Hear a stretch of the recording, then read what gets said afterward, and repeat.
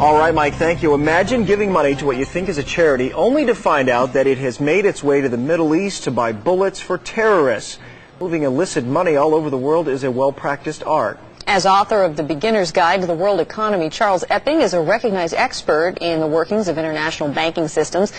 Good morning, Charles. Thanks very much for being here. Good morning, Jody. You've also written a novel called Trust, which deals with many of these same issues. I'll hold it up there.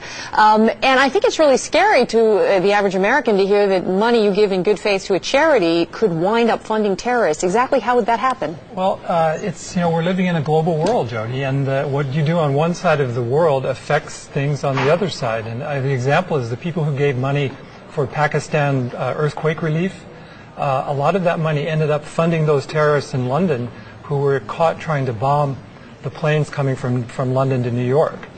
When we talk about Hezbollah as well, there was an offer from Hezbollah to give any family who lost a home in the Israeli bombing $10,000. That adds up to be a lot of cash. First of all, where do they keep that kind of money? And secondly, how do they move it around? Yeah, no, absolutely. This is amazing. As you mentioned in the novel, the purported money launderers in Trust are the Hezbollah. So I did a lot of research, and I actually was in Brazil doing research just now for the second novel that's going to come out.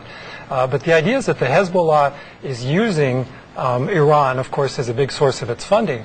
Their budget is something like $400 to $600 million a year. Of course, they're not a publicly traded company, so they never tell exactly how much they have. But a large part of that money comes from Iran, some from Syria, but a large part comes from illegal activities in other parts of the world, such as South America and including in the United States, cigarette smuggling, a huge source of funding for the Hezbollah. What about the fighting in Iraq and Afghanistan? Who's supplying the money for the people who are killing our troops? Well, that's a little bit of a different story, but it is connected. The Hezbollah has been found to be supporting other terrorist groups. They're the ones with all the money. The other terrorist groups, including Al-Qaeda, do not really have a lot of money. They don't need a lot of money. Hezbollah, because it has a lot of so-called charitable activities in southern Lebanon, they need hundreds of millions of dollars a year. Where does this money come from? But they're getting a lot of money from the opium trade in Afghanistan with the poppies they grow there, right? Well, that's one of the sources that it's been reported that the opium trade from Afghanistan is going through the Bekaa Valley, which of course is a big stronghold of the Hezbollah. And that, of course, then makes its way to Europe and the United States. The Hezbollah and the terrorists there take their cut of the money and use it for terrorist activities. Charles, we only have 30 seconds left, so quickly, if you can, one place we need to start, the first step in making sure that we can cripple this system. Well, you have to go after the source. Like any weekend gardener, you don't just chop the top of a weed off. You have to go after the roots.